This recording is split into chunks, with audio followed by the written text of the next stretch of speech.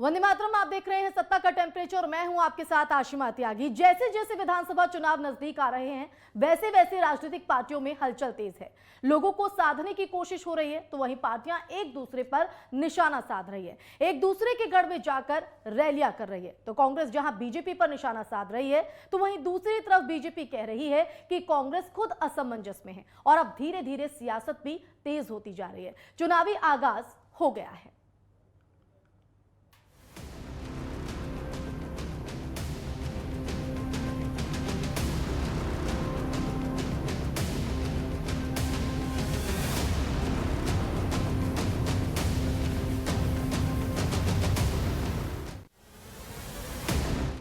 तो उत्तराखंड में चुनावी माहौल की शुरुआत होती नजर आ रही है। बीजेपी और कांग्रेस जनता के बीच उतरकर चुनावी रैलियां कर रहे हैं। कांग्रेस जहां मुख्यमंत्री पुष्कर सिंह धामी की विधानसभा खटीमा से परिवर्तन यात्रा का आगाज कर रही है, तो वहीं बीजेपी की बात करें तो बीजेपी ने भी कांग्रेस की तोड़ में जन आशीर्वाद रैली की शुरुआत कर दी है, जो कांग्रेस प्रदेश अध्यक्ष गणेश गोदियाल के चुनावी क्षेत्र श्रीनगर से शुरू हुई है। तो दोनों पार्टियां एक दूसरे के गढ़ में चुनावी आगाज कर रही हैं और लोगों को साधने की कोशिश कर रही है। एक तरफ जहां कांग्रेस बीजेपी को आड़े हाथों ले रही है तो बीजेपी कमियां निकाल रही है कांग्रेस में।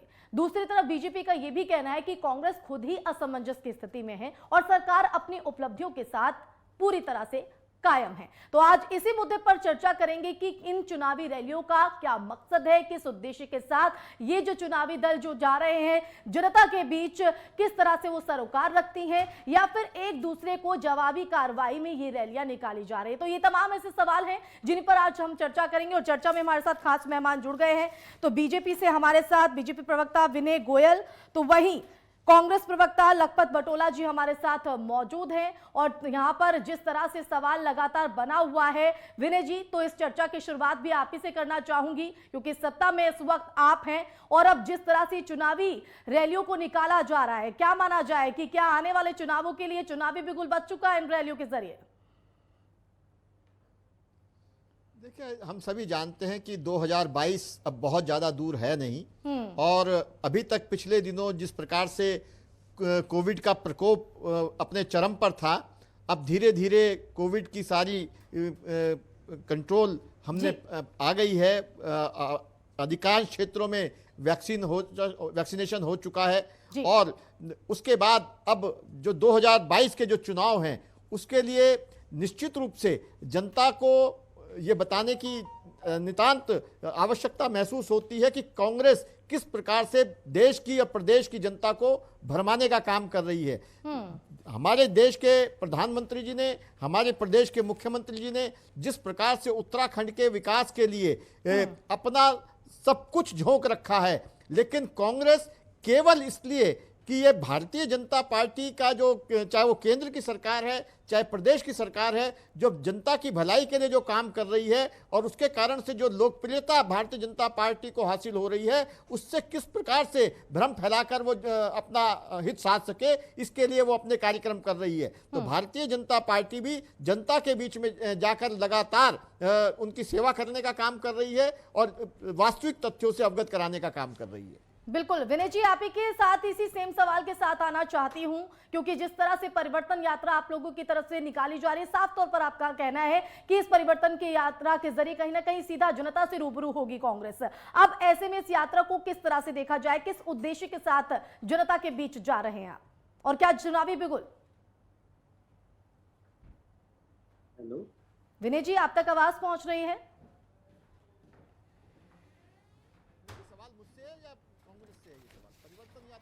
बिल्कुल लखपत जी, सवाल आपसे मैं कर रही हूं क्योंकि जिस तरह से विनय जी ने अपनी बात यहां पर रखी, आपने उनको सुना होगा, तो आपका क्या कहना है कि क्या ये चुनावी जो रैली है वो बिगुल बज चुका है आने वाले चुनावों के लिए या फिर और क्या उद्देश्य जनता के बीच इस रैली के जरिए जाने का?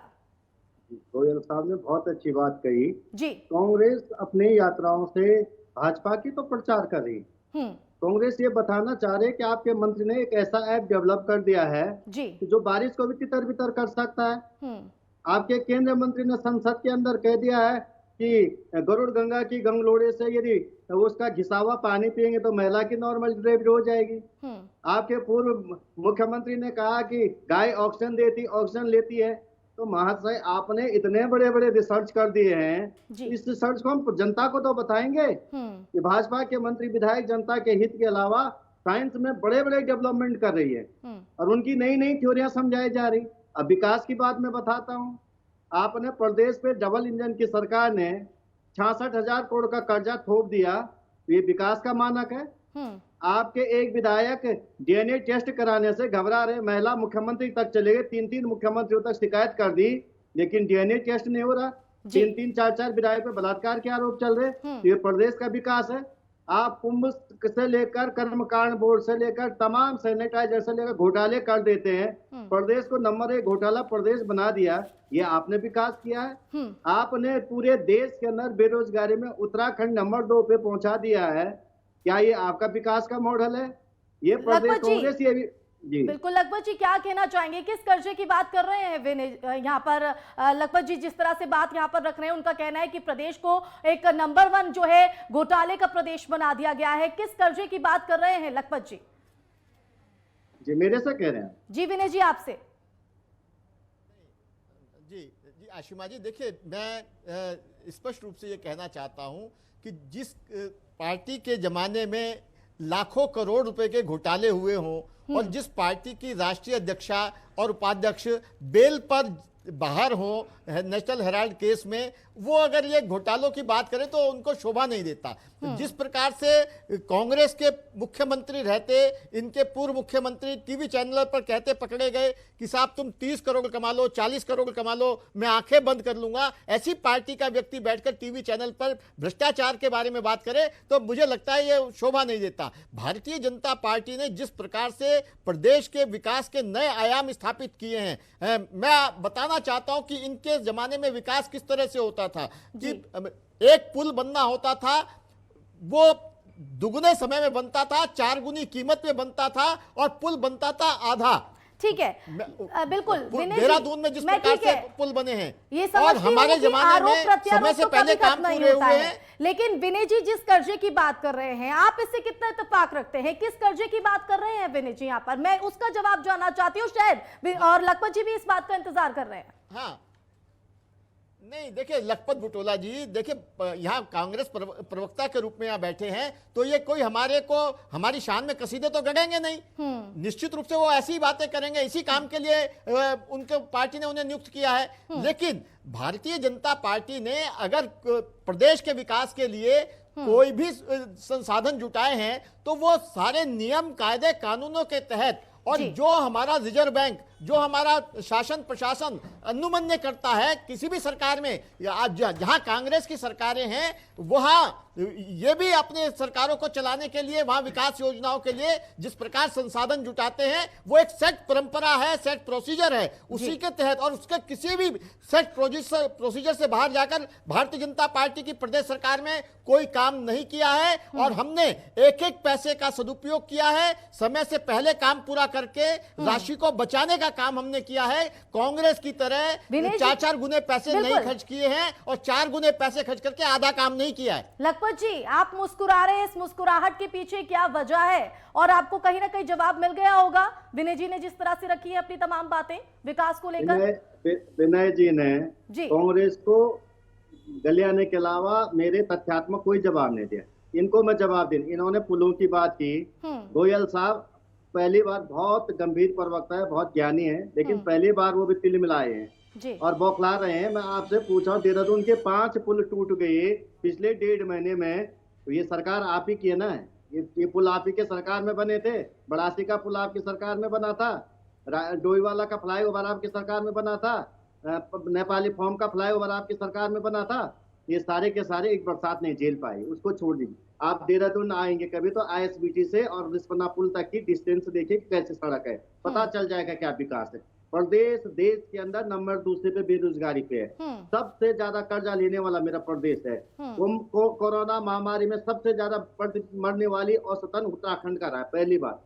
दूसरी बात, अब इन्होंने मुझे एक बात कही कि ये कहते हैं कि मेरे राष्ट्रीय अध्यक्ष, नेशनल हेराल्ड अखबार है जिसने देश की अलख जलाई, देश में आजादी के लिए जिस अखबार का योगदान है उस पर आपके तो गृह मंत्री तड़ी पार रह चुके मान्यवर, राष्ट्रीय अध्यक्ष कहते हुए पकड़े गए चैनल पे कि ठीक है, पैसा हम उस भगवान पर है नहीं लेकिन जाएंगे। भगवान से कम देखिए, नहीं। नहीं, मैं नहीं कर, ठीक लेकिन है, जब इन्होंने हमारे राष्ट्रीय अध्यक्ष पे कहा, तो मैं कहना चाहता हूं कि इस तरह के आप 7 साल से केंद्र में हम उस मुद्दे पर बात ही नहीं कर रहे हैं, हम उत्तराखंड के परिप्रेक्ष्य में बातें कर रहे हैं। बिल्कुल लखपत जी ज्यादा समय नहीं होता है और हम चाहेंगे कि हम जिस मुद्दे पर बातचीत कर रहे हैं, जिस मुद्दे पर चर्चा कर रहे हैं, आप उसी का एक मैसेज दें। ठीक है, मैं एक अगले सवाल के साथ आना चाहती हूँ आपके साथ पास, क्योंकि जिस तरह से परिवर्तन यहाँ पर यात्रा निकाली जा रही है, खटीमा से आपने इसकी शुरुआत यहाँ पर की है, इसके पीछे क्या वजह, क्या ये एक मात्र संयोग है या फिर एक संदेश देने की कोशिश सत्ता पक्ष को? देखिए, हमने उत्तराखंड में जो आप जानते हैं कि आंदोलनकारियों की जिस तरह से हत्या हुई, उसको श्रद्धांजलि देते हैं उन लोगों को, और उनके सपनों का प्रदेश बनाने के लिए वहां से अलग जलाने का काम किया है। मैं ये जरूर कह सकता हूं कि उत्तराखंड को जो पिछले 4.5 सालों में पीछे ले जाने का काम किया गया है, वो आज हिमालय राज्यों में सबसे पिछड़ा हुआ, देश में सबसे पिछड़ चुका है, जो अग्रणी राज्यों में था। और हमारे गोयल साहब ने कहा है कि भ्रष्टाचार किया कांग्रेस सरकार। आप 4.5 से सत्ता में हमारा एक व्यक्ति यदि पकड़ा गया, आपने किया क्या 4.5 में? कांग्रेस के किस व्यक्ति पे आपने आरोप लगाया? किस व्यक्ति को लेके कोर्ट चले गए आप? किस पे एफआईआर दर्ज करने का आपने काम किया? उल्टे आज हाईकोर्ट को कहना पड़ा आपके विधायकों की डीएनए कराओ। हाईकोर्ट ने पूर्व मुख्यमंत्री पे कहा है कि इन पे भ्रष्टाचार की जांच होने, सुप्रीम कोर्ट से वो जमानत लेके घूम रहे। और आप हम पे कहना चाह, कर्मकांड बोर्ड पे सबको पता, कर्मकांड बोर्ड पे भी आज हाईकोर्ट ने कहा है, मैं आपके संज्ञान में, हाईकोर्ट ने कहा है कि 24 घंटे अंदर फाइल तलब की जाए, पूरा का पूरा घोटाला इसके अंदर है। ये सरकार घोटालों की सरकार है। वात्सल्य योजना पे 100 करोड़ रुपए का खर्चा मुख्यमंत्री ने पूरे प्रदेश में कर दिया है, और वात्सल्य योजना पे जीओ जारी नहीं हुआ, और 100 करोड़ का खर्चा। तो ये मुद्दे वहां पर क्यों नहीं उठते जहां उठने चाहिए? जब आप चर्चा में शामिल होते हैं, डिबेट में शामिल होते हैं, तब आप ये आवाज को बुलंद करते हैं, लेकिन जहां आवाज बुलंद होनी चाहिए वहां आवाज बुलंद क्यों नहीं हो पाती है? ठीक है लखपत जी, हम आपकी बात को समझ रहे हैं, सड़क से लेकर चैनलों पे सब जगह अपनी आरोप बात तो रख रहे हैं। आप पर भी सत्ता पक्ष की तरफ से, बीजेपी की तरफ से लग रहे हैं कि 4.5 साल में विपक्ष की क्या भूमिका रही कि परिवर्तन यात्रा की जरूरत पड़ रही है? ठीक है, मैं सवाल के साथ आऊंगी, लेकिन आप ही की बात का जवाब ले लेते हैं विनय जी से। विनय जी, आप लखपत जी को सुन रहे होंगे और साफ तौर पर आपसे भी एक सवाल यहाँ पर ये कि जिस तरह से खटीमा में कांग्रेस की परिवर्तन यात्रा है, तो श्रीनगर में आपकी तरफ से जो यात्रा है, आपकी पार्टी की तरफ से यात्रा निकाली जा रही है। यहाँ पर आरोप कांग्रेस का ये भी है कि ये जनसंवाद यात्रा की जगह माफी मांगने वाली यात्रा जो है वो यहाँ पर बीजेपी को निकालनी चाहिए, क्योंकि 4.5 साल में सिर्फ जनता को चलने का काम किया। और जैसा कि लखपत जी भी कह रहे हैं, क्या वाकई ऐसा है? देखिए, मुझे लगता है कि कांग्रेस को तो धन्यवाद यात्रा निकालनी चाहिए थी कि हमने खटीमा के आंदोलनकारियों को सच्ची श्रद्धांजलि दी है कि खटीमा के एक आंदोलनकारी सैनिक पुत्र को प्रदेश का मुख्यमंत्री बनाया है। इन्हें तो धन्यवाद यात्रा निकालनी चाहिए थी, लेकिन ये शायद इनसे बर्दाश्त नहीं हो रहा है कि एक आंदोलनकारी और सैनिक पुत्र को भारतीय जनता पार्टी ने जिस प्रकार से मुख्यमंत्री बनाया है, तो बजाय धन्यवाद देने के लिए वहां ये परिवर्तन की बात करने के लिए चले गए। और मुझे लगता है कि आंदोलनकारियों के प्रति, उत्तराखंड आंदोलन के प्रति कांग्रेस की जैसी भूमिका रही है वो पूरे प्रदेश ने देखी है। और आज भारतीय जनता पार्टी आंदोलनकारियों का भी सम्मान कर रही है, सैनिकों का भी सम्मान कर रही है और सबके सम्मान के लिए काम कर रही है। लेकिन कांग्रेस जिस प्रकार से लगातार केवल प्रदेश में, देश में एक इंडस्ट्री बन गई है, एक संस्था बन गई है कि उन्हें केवल और केवल हर विषय पर देश में और प्रदेश में भ्रम फैलाना है, और भ्रम फैलाने वाली एक पार्टी बन गई है। उसका ऊपर से लेकर नीचे तक वो सारा काम आज कांग्रेस पार्टी के लोग कर रहे हैं। इसके अलावा कांग्रेस पार्टी के पास और कोई काम शेष बचा नहीं है। क्या वाकई लखपत जी ऐसा है? और बिल्कुल सवाल वही है कि जहां परिवर्तन यात्रा यहां पर की जा रही है, आप आरोप लगा रहे हैं सत्ता पक्ष पर, बीजेपी सरकार पर कि 4.5 साल में कुछ काम नहीं किया है, बल्कि सिर्फ जनता को ठगा है, जैसा कि आप बता रहे कि घोटालों का प्रदेश, ये आरोप आपकी तरफ से लग रहे हैं। लेकिन ये सीधा सवाल आप पर भी, ये बात आप पर भी लागू होती है कि विपक्ष कहां है, भूमिका कहां है आपकी? आपने क्या किया 4.5 साल कि आप जनता के बीच जाने की जरूरत पड़ रही है? मैं 1 मिनट में पूरी बात करूं। देखो, लोकतंत्र में जनता की अदालत में जाएगा। हमने सड़क पे टीवी चैनल, हमारा चौथा स्तंभ है, चैनलों के माध्यम से, जनता के माध्यम से, सड़क से लेकर सदन तक हमने हर मुद्दे को उठाए। ये कहते हैं कि बहुत लोकप्रिय सरकार, डीजल पेट्रोल 100 पार चल गया तो कांग्रेस भ्रम फैला रही। गैस का दाम पिछले 1 साल में 300 से ज्यादा बढ़ के 1000 पार करे, कांग्रेस भ्रम फैला रही। आज जो सरसों का तेल 60 रुपया था वो 205 चल गया। कांग्रेस भ्रम फैला रहे। मान्यवर प्रदेश विकास की रफ्तार में सबसे ज्यादा बेरोजगारी, आप इस पे जवाब नहीं देते। मैंने कहा 66,000 करोड़ आपने प्रदेश में थोप दिया, इस पे आपने जवाब नहीं दिया। मैंने कहा आपने इतने भ्रष्टाचार किए थे, इस पे आपने जवाब नहीं दिया। मैं एक चीज कह सकता हूं कि 2017 में माननीय मोदी जी और माननीय शाह जी ने कहा था डबल इंजन की सरकार दो, हम उत्तराखंड को नंबर 1 बनाएंगे। मैं तो कहता हूं कि इनके शीर्ष नेतृत्व को, माननीय मोदी जी, माननीय अमित शाह जी को प्रदेश की जनता से माफी मांगनी चाहिए कि हम इस प्रदेश का जो बुरा हाल किया और इस जनादेश का, इस प्रदेश की बहुत बड़ी जनादेश का अपमान करके 3-3 मुख्यमंत्री थोपे, 2-2 सरकारों का कत्ल किया इन्होंने। इन्हें माफीनामा मांगना चाहिए, इन्हें परिवर्तन यात्रा, माफी यात्रा लेनी चाहिए जनादेश की तरफ। मैं आपसे कह सकता हूं भाजपा ने इस प्रदेश को सुन उनको बता दिया है, वो समझ गए हैं, लेकिन आप अपनी भूमिका का भी तो बताइए। जी, आपने क्या किया? मैं बताता हूँ जी। जब हमारी सरकार थी, कांग्रेस की 12 से 17 थी, प्रदेश जीडीपी में नंबर 2 पे था, प्रदेश पर दिए के आय पे नंबर 1 पे था, प्रदेश रोजगार में 4% पे था। आज प्रदेश में बेरोजगारी आज चले गई है 23%, उस समय 4% थी। मैं आपसे कह सकता प्रदेश का कर्जा तो था वो न्यूनतम था। हमारे प्रबंधन समिति जो उत्तराखंड के रहन सहन, खान पान, कला, भाषा, संस्कृति, यहाँ के उत्तराखंड की जो बात हमने कोडा, झुमरा, मुंडा, भीमल, तीमल, सेमल की बात की थी, उस उत्तराखंड की जो परिकल्पना हमने की थी, उसको आगे बढ़ाने का जो हम काम कर रहे थे, उसको इन्होंने खंड खंड करने का काम किया, उसको तबाह करने का काम किया। और ये भाजपा के जो बैठे हुए लोग हैं, इन्हें केवल और केवल उत्तराखंड को लूट करके दिल्ली पैसा भेजना है। ये केवल उस मुख्यमंत्री को चाहते हैं जो रिमोट मुख्यमंत्री हो, जो यहाँ का लूट खसोड़ मचा करके पूरा का पूरा पैसा दिल्ली भेजे। इस तरह का उत्तराखंड का जो इन्होंने विनाश कर दिया है, उसको लेकर हम जनता के बीच जा रहे हैं। जनता समझे 22 में कांग्रेस बड़े बहुमत के साथ आएगी, उत्तराखंडियों के सपनों को सजोएगी। लखपत जी की इस बात को लेकर आप क्या कहेंगे? और जिस तरह से चुनावी रैली निकाली जा रही है, क्या एक दूसरे को जवाबी कार्रवाई के तौर पर ये रैली है या जनता इससे भी सरोकार रखती है? नहीं, देखिए आशिमा जी, जिस प्रकार से बहुत रोजी पिक्चर लखपत पुटोला जी कांग्रेस शासन की रखने का प्रयास कर रहे हैं, तो उससे तो ये प्रदेश की जनता की समझदारी पर प्रश्न चिन्ह खड़ा करने का काम कर रहे हैं। अगर इतनी रोजी पिक्चर थी कांग्रेस के जमाने में और उसके बाद भारतीय जनता पार्टी को अगर प्रदेश की जनता ने 57 सीटें दी, तो क्या ये उत्तराखंड की जनता की समझदारी पर कोई प्रश्न चिन्ह खड़ा करना चाहते हैं? और हमें कह रहे हैं कि हमने ये कर दिया, वो कर दिया। कांग्रेस को उत्तराखंड में 5 लोकसभा सीट हैं, 5 की 5 सीटें हम दोबारा जीते हैं, और उस 5 लोकसभा सीट वाले प्रदेश में 5-5 अध्यक्ष बनाने पड़े। और इनके जो कैंपेन कमेटी के चेयरमैन हैं, वो पंजाब में कहते हैं कि पंजाब में कांग्रेस में ऑल इज नॉट वेल। क्या हरीश रावत जी में हिम्मत है कि वो उत्तराखंड में ये बात कहे कि उत्तराखंड में कांग्रेस में ऑल इज नॉट वेल? और जिस प्रकार के वो ट्वीट कर रहे हैं, जिस प्रकार का वो भ्रम फैलाने का काम कर रहे हैं कि साहब कोई तेजाब फेंक देगा, कोई शाही फेंक देगा, और सनसनी फैलाने का काम कर रहे हैं, क्या कांग्रेस में ऑल इज वेल है? बिल्कुल। यहाँ पर लखपत जी, ये सवाल कहीं ना कहीं लगातार खड़ा होता आ रहा है सत्ता पक्ष की तरफ से, बीजेपी की तरफ से, कि कांग्रेस खुद असमंजस की स्थिति में है। क्या ये वाकई है? यह सवाल इसलिए उठ रहा है कि बाकी राज्यों में जो कांग्रेस की हालत देखी जा रही है, वो उत्तराखंड में भी दिखाई पड़ रही है। और साथ ही जिस परिवर्तन यात्रा को आयोजित किया गया है, इस परिवर्तन के लिए क्या उत्तराखंड की जनता भी तैयार है, एक्सेप्ट करेगी? इन्होंने 17 की बात की है। मैंने आपसे कहा कि उस समय लोगों ने 2 विकल्प थे, हरीश रावत जी का उत्तराखंड का मॉडल, मोदी जी के जुमलों का मॉडल, जिसमें उन्होंने कहा कि हम उत्तराखंड को ऐतिहासिक प्रदेश बनाएंगे, सबसे ज्यादा रोजगार देंगे, उत्तराखंड की आय 4 गुना कर देंगे। वो जुमलों पे तो आप लोगों की तरफ से भी पहले हुए थे, जब आप लोगों की सरकार थी, तब आप लोग क्यों नहीं पहचान दिला पाए? हमने सुन लीजिए जी, हमने किसी तरह का हम जुमलों में नहीं जाते हैं। हम केवल और केवल इस तरह से जुमले नहीं करते। उस समय जो तुलनात्मक हुआ, लोगों ने जुमलों पे भरोसा किया। आज जनता समझ चुकी है। मैं आपसे कैसा, उत्तराखंड में कांग्रेस 50 सीट लाएगी, हम इनकी तरह झूठ नहीं। दूसरी बात, इन्होंने कहा कांग्रेस झूठ बोलती है। मान्यवर, आपने कहा कि हरीश रावत की सरकार ने शुक्रवार को जुमे की नमाज की छुट्टी कर दी थी।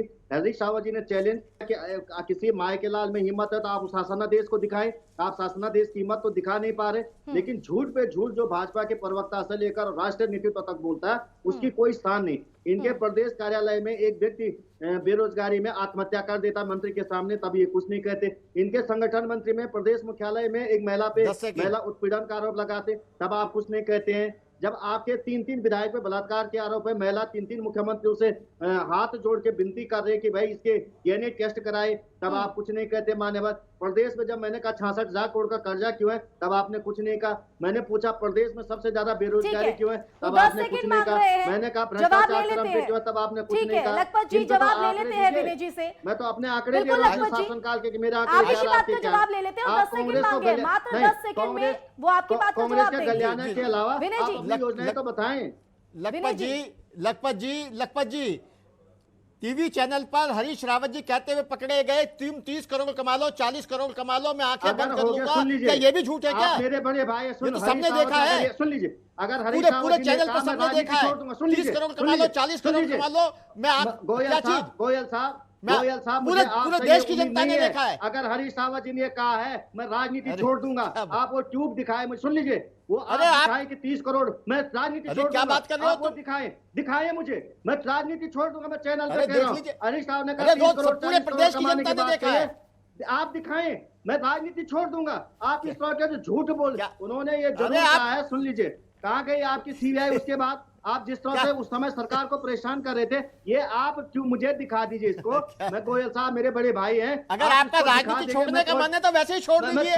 मैं छोड़ दूंगा, क्यों मन? आप झूठ बोलते हैं। पूरे देश और प्रदेश की जनता ने देखा हरीश रावत जी को कहते हुए कि तुम 30 करोड़ कमा लो, 40 करोड़ कमा लो, मैं आंखें बंद कर लूंगा। आप दिखा दीजिए। हरीश रावत जी ने ये नहीं कहा, सारे चैनलों पे चला है। बार सुन लीजिए, जब पत्रकार बार क्या कहा था? मुझे पैसे दे, पैसा, हाँ मैं बताता हूँ।